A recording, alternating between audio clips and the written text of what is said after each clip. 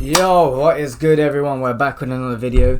I thought, you know what, let me do another Forex tips video and we're going to get straight into this. Today is going to be about finding support and resistance levels, how I do it, how to find like the cleanest ones. I know it can be a bit confusing between certain levels, but I'm going to show you how I personally find the ones that are the cleanest, in my opinion.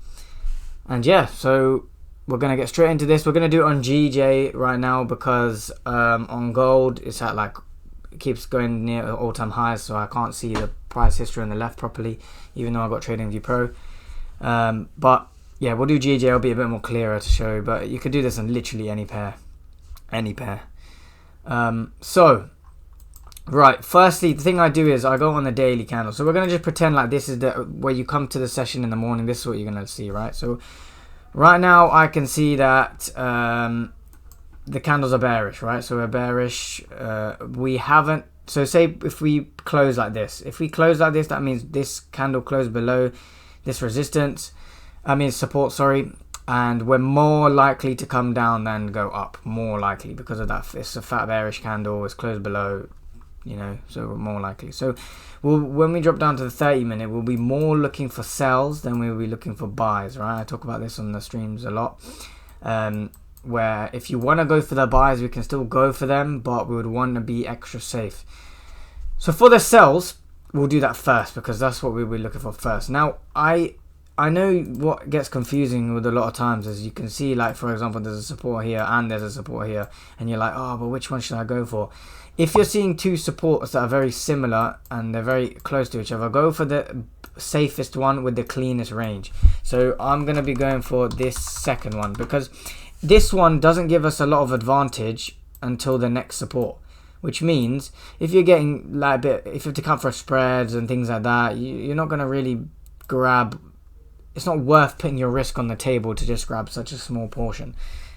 So what I would do is, in this case, I would go for this support, right? Because this support, if I look left, we've got clean range, and we've got clean range here on the sells, clean range here, and clean range here, right? So that is the support I'm going to go for, because if we close below this one, we've got this to take advantage of, and that is more of a chunk, right? That's more of a chunk compared to the top one. So this one would have been like, what, 10 pips. It would be about 10 pips, but then this one is about 23 pips, which is more than double. So we're definitely going to be preferring this one. So we'd put our support right there. Now if we get a closure below there, a candle closure below, then it indicates that we're going to likely complete to fill this range, and then it can start doing whatever it wants, maybe come down and come up again, whatever it needs to do. But we're not trying to catch the entire thing, we're kind of trying to catch a piece of the move, so we catch that piece. So that would be the support, how we do the support. How we do the resistance is, okay, so because we're bearish for the day, I won't be going just for the straight first resistance. I'll be looking at how structure forms above that resistance first, right? So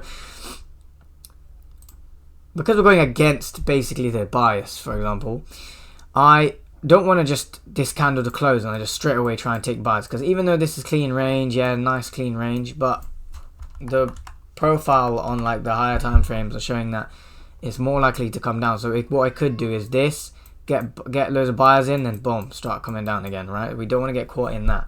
So what we're going to look for is, if this closes above here, right, we're going to be then looking for some structure to be formed, and then we can take it a break of the next resistance to come up, because then that will show us that we're more likely, you know, to keep coming up, to retesting like these high levels, maybe flip the daily, etc. But yeah, that's something to go through in another video.